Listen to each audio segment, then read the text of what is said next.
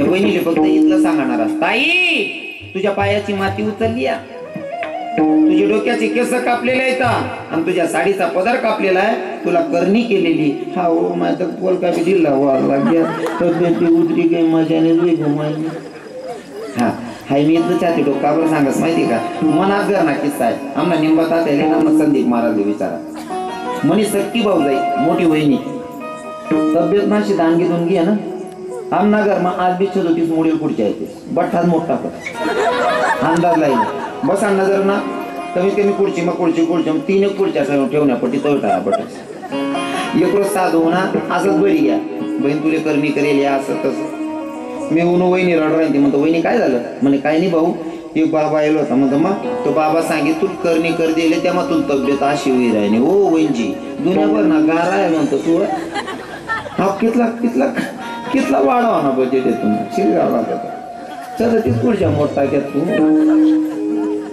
नुसतं सांगायला पाहिजे फक्त या बहिणीचे लगेच 2-4 हातला गवती काढली ती बाकी नाही बाहेर. त्या माणसाला सांगितलं भैया तू बहुत दिलदार दिखता है बेटा पर तुझे तेरे लोग फंसाते म्हणे आओ बाबा कर रहे हड़ू बोले बेटा एक बात बताओ. बोला ना बाबा पूरा दादरा गांव घूम के आया किसी के पास से 1 रुपया नहीं लिया पर तू बहुत दिलदार दिख रहा है बेटा एक बात पूछ मैंने बोला ना बाबा क्या तू हम साधु लोगों को भोजन देगा. आता याला असं वाटत आपले इथं दिलदार म्हणले चांगलं म्हणले मग नुसतं जेवणच काय कंटाळा करा ना म्हणे बाबा सांगा ना काय करा नाही कचू नाही बेटा ज्यादा कुछ नाही लगेगा म्हणे कितलं पाहिजे काय नाही म्हणे फक्त 2 डब्बा गावरान तूप ना डबा लिहिते म्हणे 2 डब्बा गावरान तूप ना हो बाप्पा गावरान तूप मन बापनी माल खावाडा नाही रे हो काका तू गावरान तूप ना डायरेक्ट डब्बा माग राहिला ना त्या साधू बी माहिती आहे गावरान तूप ना 2 डबा लिहि देणार नाही पण मागाने सुरुवातच अशी राहा विषय काय राहत माहिती आहे काय बाबा लोक बसले नाही असले अनुभव बशा का बैल राहा ना पण किंमत जर 50,000 सांगे ना त्यातली माहिती आहे 20 मत जावावे पण सांगा टाइमले 50 सांगा मग 25 मत तरी जाईल बजेट राहा त्यांना. साधू बाबा ने सांगितलं भैया हम साधु लोगों को भोजन देना है क्या तू दे सकेगा. बोले कोई दिक्कत नहीं बाबा मांग लो. याला असं वाटणं आपण शेतकरी लोक येत भाऊ आपला गरमा गहू धुईल राहतस गरमाचा आपली डाळ रास वरणनी तुवेर डाळ मठ करणार राहतस आणि राहिली गोष्ट भातनासाठी खिचडी काही कमी नाही आते गावपरात तांदूळ जायला शेतच तांदूळच कमी नाही इथला तांदूळ जायला शेतच हिशोब ना बाहेर पहिले तांदूळच नाही इथला बजेट होता ना पहिले तांदूळ नाही खिचडी खावायला भेटे नाही बसेल बाबाचे सांगा खिचडी सहज भेटे नाही बहिणी सोडून म्हातारे बसेल पाहुणा होणार ते पाहुणासली करता पाहुणशार आहे माडी खरं आहे की नाही पाहुणासले पाहुणशार आहे आणि घरमानं कोणीतरी एकच सदस्य जेवणले बसाडे का बरं पाहुणासना समोर खिचडी नको फुटाले इथला कमी बजेट राहते तांदूळच ना गरीब असले ते खिचडीच खावायला भेटे नाही हो पैसावाला राहत ते खिचडी काय आणि ते बी पाहुणा होणार तर पाहुणशार आहे खिचडी ना आधी आता कसं काय वातावरण आहे बहिणीचं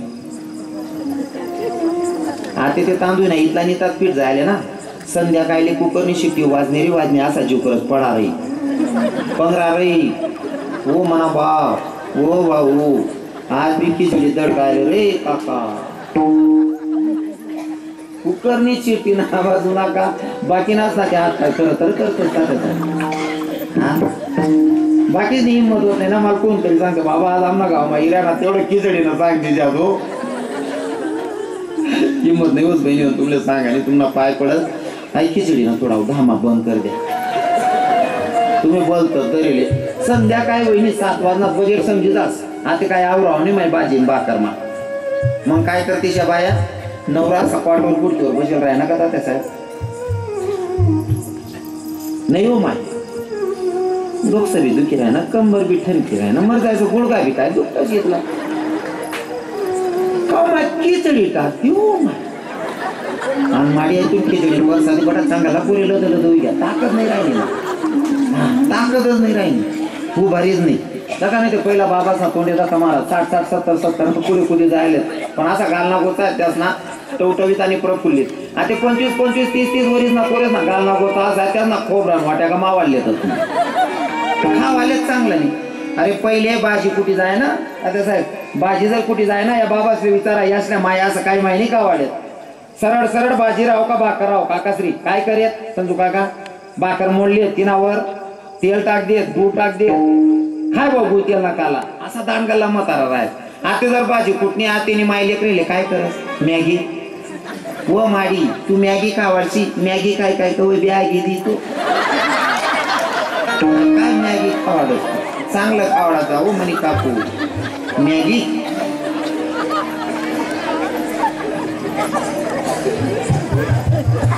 पहिलं काहीच राहील नाही. पहिला म्हातारा बसेल जागावर ते 12 हात उडी मार देत बाबाजी बरोबर आहे का नाही. 12-15 हात उडी मार देत आते तसं काहीच राहिलं नाही. आमना दोंडायचा मग एक पोऱ्यानं हात मोड झाला होता का मग पाटा गुंडा फिरायचा म्हणतो बावड्याव काय म्हणे बाबा म्हणतो भाऊ गया मग पाटा काय होई गेले काय म्हणे महाराज हात मोड घ्या म्हणतो कस काय भाऊ काय नाही म्हणे मी मन म्हणा हो भाऊ तू मागितले बकरीन गोमाल दे ना वाट तुम्ही अण्णा पाहणार बकरीन गोमाल दे ना हात मोडले ना हुल गेल वावरनी काय का रे बावड्या म्हणे खिचडी काय तसं अजून पाहिजे ना 2च भाकरी टाकत जाऊ बहिणीचं दोन्ही नवरा बायको अर्धे अर्धे दोन्ही पुरुषले अर्धे खावाडा जाऊ आपण भाकरी दडकावा जाऊ सोनचिडे करून तुम्ही खिचडी नव्हती सत्यानाश करणाला. पहिलं काहीच राहिलं नाही बाबा. पहिलं काय वातावरण होतं का हाय हाय हाय हाय या जुना बाबा चावायचाच ना असं वाटत नाही का कलियुग लागी जायले. आपला ज्या बाप येत आपला बाबा आहेत ना त्यासना तोंडे ऐकून असं वाटत आज दिसत येऊ यासना टाइम लिहिच दिसत येऊ ना आनंद लिहिले असं वाटे हे बशी घेत नाही म्हणे माया ज्या 50 पुढल्या काकू आहेत तिथले विचारा. इथलं वातावरण भारी होतं पहिलं इतकं भारी वातावरण होतं ज्या 50 पुढल्या मावश्यात तिथले विचारा इतकं भारी वातावरण होतं. तवय फोन होतात नाही मोबाईल होतात नाही काहीच संबंध नाही. फारकत्या सुद्धा कमी वयत पहिले बरोबर आहे का नाही. फारकत्याच वयत नाही 100 मा 1-2 फारकती वय आते ब्राह्मणले दकाडतं गुण जुळतं का काय वस का बट दखीसने बी बट देखीसने बी 100 मा 70 फारकत्या होती का बर. पहिलं काहीच राहिलं नाही. मोबाईल होतात नाही उपाध्याच येत नाही. पहिल्या बाईसले जर त्रास बी होय ना जर शिकेल राहिना ते लिखित नाही शिकेल राहिना ते गली आली म्हणा एखादा पोऱ्याला बोलायत भाऊ चिठ्ठी लिखिते मन माहेरले दार नाही पत्र कार्ड मग ते चिठ्ठी पत्र ते जाय 3 दिन मग पोहोचे ते पहिले 3 दिन मग पोहोचतात त्याचं बरोबर आहे ना.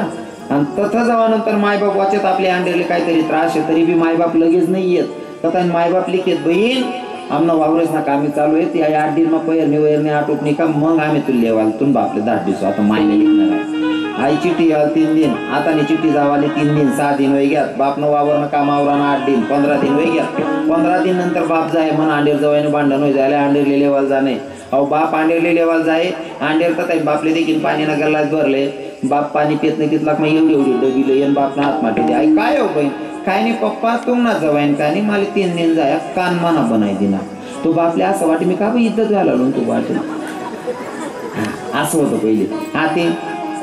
आते बापले फोन करा तुमचे जावाई घाणघाण शिव्या देतायत तुम्ही येऊन जा आणि आते ना पुरुष घाण शिव्या येत नाही काय बोलतोस त्या मूर्ख आहे का तू तुला अक्कल नाही का तुला लाज शरम नाही का हाय वय नाही का तुम्ही माय बापनं यांपुढे बोलतच नाही तरी सुद्धा बाकीना बाप असले आंड्रीसले जवाई गाया देत सैन होत नाही. पण मला तुमले असं सांगणे बहिणीसोन जी बाईल वाटच होई आणि मी काय तुम्हाला काहीच माहिती पण सत्यता मांडस मी केलं तर माहिती तुमले बी माहिती जी बाईला असं वाटच म्हण नवरा मला गाण गाण गाया दिला ना ती बाईनी बापले आटे बलावान पहिले एकदा मायले बोललो माडी खरं सांग मन बाप तून माय बापच ना कितला उद्धार करे आता फक्त मूर्ख नालाय अक्कल नाही तुला इथलंच बोलतात बहीण तून मायलीचा तुन बाप काय उद्धार करे तुन मायना असं हा पहिले नाही होता या असं आते बोलतं वाटी या मोबाईल मुळे सत्यानाश वेगळ्यात नाही ते पहिले काहीच होत नाही. या बाया बसलेत ना या वावर मदार म्हातारा आहेत ना मारी बी बसत ना मार खायला सुद्धा संध्याकाळी 1 तास नवराना 1 तास पहिले सोडेत वावर माई घर येत बाकरी तापडेत भाजी बनायत नवरा येऊन पहिले रांधी ठेवू नये आणि नवरा जेवण करताच झोपील खाट गादी बी टाकीत येत असं वातावरण होतं पहिलं. बसेल बाबासले विचारा आजूबाजूमा या म्हणे माया बसेले तिसले विचारा नवरा येऊन पहिले रांधी ठेवू नये मार खायला बी रांधी ठेवू नये आणि खाताच नवरा झोपीन खाट गादी बी टाकी ठेवणे एवढा नियम होतात पहिला. आते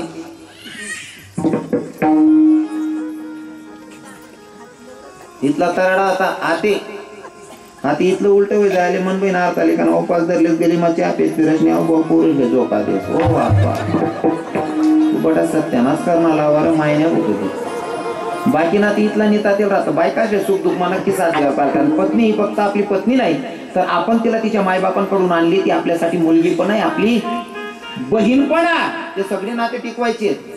पण इथला येडापण आणि बाकी नाते मायबाप घर फिरत असतात. त्या नाव भाऊ घर मग बायकोन डोकाल तेल लावत मालिश कर दे तू डोकाले फाशीली मरजा रे हो मालिश करणारा बिगर आबरू ना. विठ्ठल विठ्ठल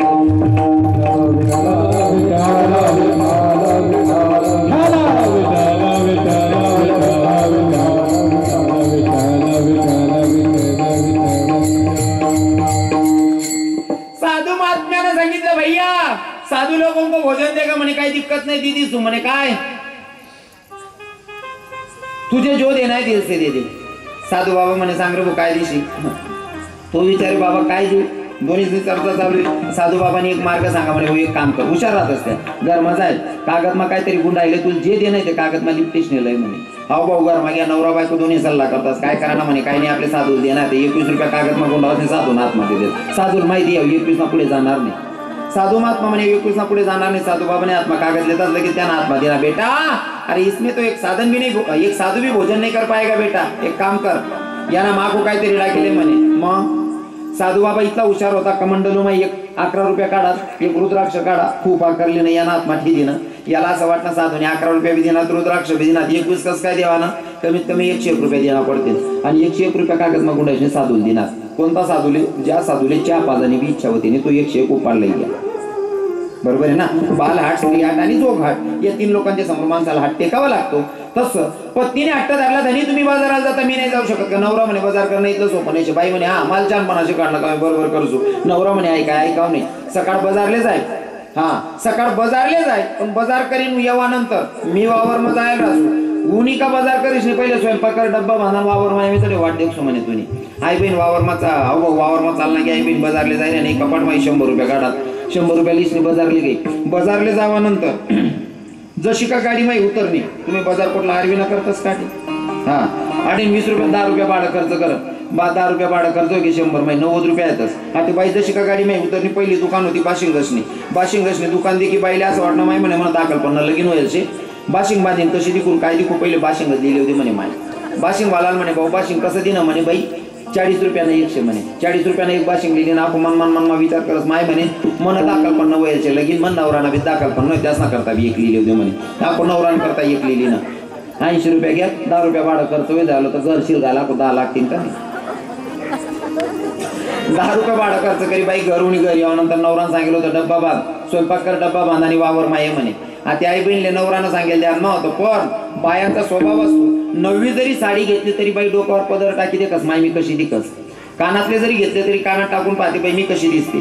तसं बाईला वाटणं माय म्हणे मना दाखल पण लगीन व्हायला बाशिंग बांधीन कशी दिकून काय दिकू म्हणे पहिले बाशिंग बांधिलेच बहिणी बाशिंग बांधून मग पीठ मळायला बसणे. बाई पीठ मळत असताना मागे पुढे हालत होती मागे पुढे आलंच ना बाई पीठ मळताना बाई मागे पुढे हालती की नाही हो म्हणा बापरे बाया काहीच सांगते नाही माणसा म्हण राहिला शिवडे आपले बी काय करणे कोणी का पीठ मळे ना आपले काय दर्शना भेटत त्यांना ते मतलब ठेव गाय काळी काय तरी मग दूध मतलब ठेव. बाई पीठ मळत असताना अशी माग पुढे हालत होती आणि मन खुश होईल माय मी काही मजा आणली की राहिली माय मी काही मजा आणली की राहिलो 11 वाजे घ्या तरी ती पण तिला नान माग होती माय मी काही मजा आणली की राहिलो माय मी काही मजा 11, 12, 1 वाजे घ्या नवरा वावर मागू घ्या दिशा तो विचार कराय ना बापरे पहिल्यांदा बायको बाजारली गई न जाणो कधी एकटी सोडेल नाही पहिल्यांदा बाजारली गई ऐका ऍक्सिडेंट मग मरी बिरी गई कारण माणसाचा दुश्मन विचार करत नाही असं मन विचार करतो म्हणे भाऊ ऐका उकडी गई भाऊ आता भाऊ गाई ना काय व्हायचं काय नाही ग पण घर समोरच होतं चौक माहीन तर हो म्हणा बापरे आपला घर मग नवीन चांगलं चालू आहे म्हणे आई बहिणी चाल राहील तर मायभूमी काही मजा दिक राहणो मायभूमी काही मजा दिक राहणो तो वट्टावर चप्पल काढीन समोर येऊन उभा राही ना तरी आई बहीण द्या नाही येणं चाल राही ना मायभूमी काही मजा दिक राहणो तो जोरमा पाय उपटीन उभा राही ना तर आई हाडूच देखत त्यांकडे बागीच कधी देखत तो राग मा दिकी राहता बाई म्हणे ए माय इथला राग म्हणा का देखा मी काही एकलीन करता नाही तुम ना करता बी एकलं केली काय सांगे इथला राग माने का देखा मी काही एकलीन करता नाही तुम ना करता बी एकलं यायचे म्हणे. आता विनोद वजा करायचा आहे आता चला सिद्धांताकडे. नवऱ्यानं बायकोला कशासाठी पाठवलं होतं काकू बाजार करायला बरोबर आहे ना. नवऱ्यानं बायकोला बाजाराला पाठवलं आणि जर बायको चुकीचा बाजार करत असेल तर नवरा काय करीन? कानाखाली वाजवायला अजिबात काही करणार नाही, बरोबर आहे ना? संसाराच्या वस्तू आणायचं सोडून नको ती वस्तू घेऊन आली म्हणून रागात माणूस बायकोच्या कानाखाली वाजवायला काही करणार नाही, कारण बाजार चुकीचा केलाय तिनं म्हणून नवरा मारेल. आणि तू योग्य आहे, बरोबर आहे की नाही? नवरा चुकी का त्यांना बाजार करायला सो मारा पाहिजे का नको? अक्कल नावनी वस्तू शेण देवनी दिला आपले बाशी गेल्यावर दाडलं जातं काय? मग घरात लागणारी वस्तू, बरोबर आहे ना? सीधी बात आहे. घरात लागणारी वस्तू घ्यायला पाठवलेलं नवऱ्यानं बाजाराला आणि बायको चुकीचा बाजार करून येते. नवरा बायकोच्या कानाखाली वाजवायला अजिबात आई करणार नाही. माझा सिद्धांत असा असेल, त्या नवऱ्यानं तुम्हा आपल्याला सुद्धा बाजाराला पाठवलंय आणि आपण जर चुकीचा बाजार करून त्याच्याकडे गेलो तर तो नवरा हायगाई करीन का? संसारातला नवरा जर बायकोची कान उघडणी करत असेल, जगाचा मालक ब्रह्मांडाचा धनी त्यानं सुद्धा तुम्हा आपल्याला इथं बाजाराला पाठवले आणि बाजार करत असताना हुशारीनं बाजार करून गेला तर तो आपल्याला मार्क्स चांगले देईल, अन्यथा तो बी दोन कानामध्ये दिल्याशिवाय राहणार नाही, कानाखाली वाजवल्याशिवाय राहणार नाही. म्हणून बाजार करत असताना हुशारीनं, आणि ज्यानं बाजार चांगला केला त्याला इथंच बसल्या जागी भगवंताकडे मागण्याचा अधिकार आहे. आणि भगवंताकडे मागायचंही असेल तर काय मागावं? मागायचंही असेल तर काय मागावं? महाराज मागताना सुद्धा हुशारी असली पाहिजे. राजे छत्रपती शिवरायांचे आई साहेब जिजाऊ साहेब, जिजाऊ साहेबांचं जर जीवन चरित्र सांगायला गेलो तर एका यवनानं मंदिरात काय कापली, मंदिरात काय कापली, रक्ताच्या थारोड्यात दुश्मन नाचत होता. आई भवानीच्या मूर्तीच्या हातही तोडले, पायही तोडले येता. आणि आई भवानीला सांगत होता तो यवन, आई भवानीला सांगत होता, ए जगदंबे, ए भवानी, कुणी असेल तुझ्या धर्माचा रक्षक वाचव म्हणले स्वतीला. मूर्तीचे हातही तोडले, पायही तोडले येता. गाय कापलेली रक्ताच्या धारोड्यात दुश्मन नाचत होता आणि आई भवानीला सांगत होता, कुणी असेल तुझ्या धर्माचा रक्षक वाचव म्हणले स्वतीला. कोणी दासीने बघावं पूर्ण घडलेली हकीकत जिजाऊ साहेबांकडे जाऊन सांगावं, मा साहेब कोणी यवनानं काय कापली मंदिरामध्ये, रक्ताच्या धारोड्यात दुश्मन नाचलेला. आई भवानीला सांगत होता, अगं हे जगदंबे, अगं हे भवानी, कुणी असेल तुझ्या धर्माचा रक्षक वाचव वाचव स्वतीला. मूर्तीच्या हातही तोडले, पायही तोडले. ताई साहेब माझ्या जिजाऊ साहेबांनी घरातून काढता पाय घ्यावं, मंदिरात जावं. मंदिराची परिस्थिती अशी होती, मूर्तीच्या हातही तोडले, पायही तोडले येतात. गाय कापलेली, रक्ताच्या धारोड्यात दुश्मन नाचलेला. ते सगळं वातावरण जिजाऊ साहेबांनी बघितलं आणि आई भवानीला हक्क मारली, अगं आई, अगं जगदंबे, अगं भवानी, अगं ऐक ना, अगं दारू गडबाया, दारू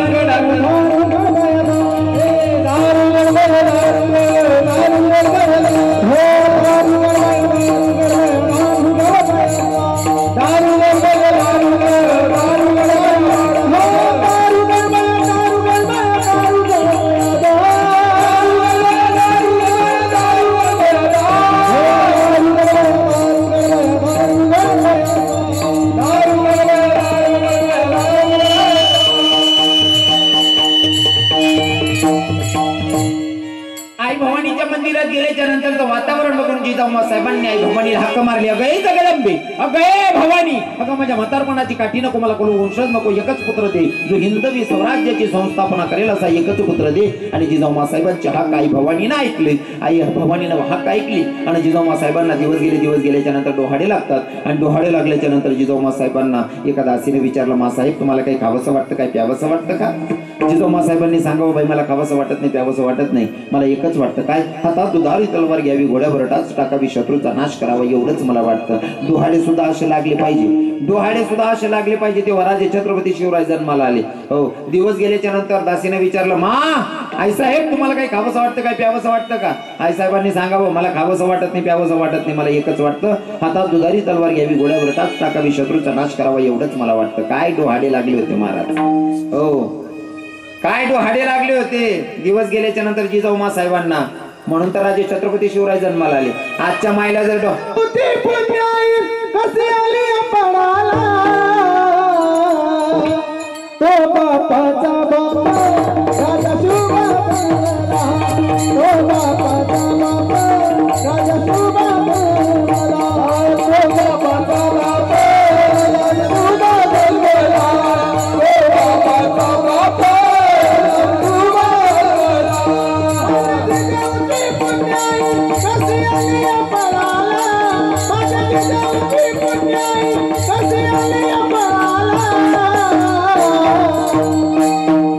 बापाचा बापा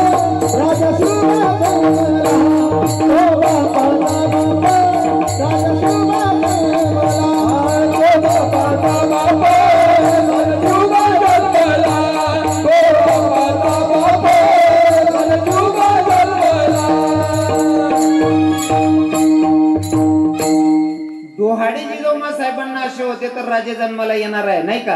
हो विचार पवित्र होते म्हणून राजे जन्माला आले. आत्ताच्या मायला जर दिवस गेला आणि एखाद्या काकून जर विचारलं बहीण तुला काय खाऊ खाऊ जीव करस का काय पिव पिव जीव करस का. आतीने बहीण एकच सांगस मन का काकू पिवे पाणी पिव पिव जीव करस. मराल राजा जन्माली. बाकीने बहीण येणार दिवस जावानंतर 2-2 3-3 किलो मुलतान माटी खाई जाते. माडी तू मुलतान का शेतून पुढे सुलतानाजी राजा कसा राजे छत्रपती शिवराय जन्माला आले. महाराज मागणी सुद्धा स्वार्थाची नव्हती. जिजाऊमा साहेबांनी सांगितलं बाई मला म्हातारपणाची काठी नको, मला कोण वंशज नको, एकच पुत्र दे हिंदवी स्वराज्याची संस्थापना करेल असा एकच पुत्र दे म्हणली माय.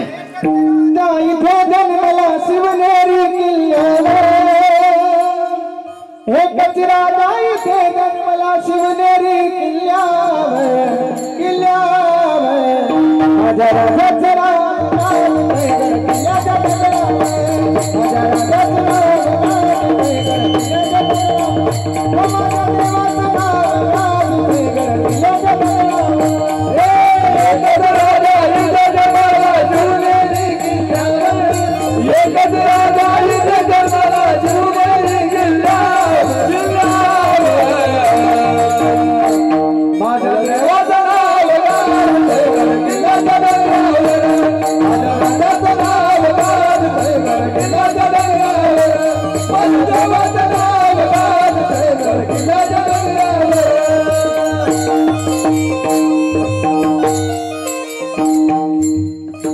साहेबांची मागणी होती पण स्वार्थासाठी नव्हती. आणि जिथं स्वार्थ नसतं तिथं भगवंत तुमची इच्छा पूर्ण करतो.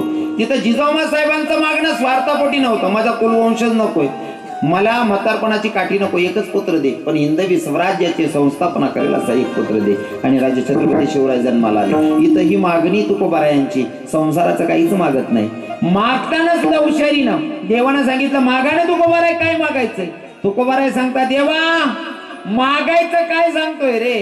देशील देशील तू काय देऊ शकतो. तुझ्याकडनं मागितल्याच्या नंतर तू काय देणार. तुझे भक्त तुझ्याकडनं स्वर्गाची प्राप्ती मागून घेतात. काही भक्त तुझ्याकडनं वैकुंठाची प्राप्ती मागून घेतात. काही काही भक्त मुक्ती मागतात नाही का. मुक्ती मुक्ती मुक्ती बरं हा. बाकी जुना म्हातारा आज बी ती बुंदील मुक्ती म्हणतात. हा तुकाराम महाराज मुक्ती मागे माल बी मुक्ती मुक्ती हा.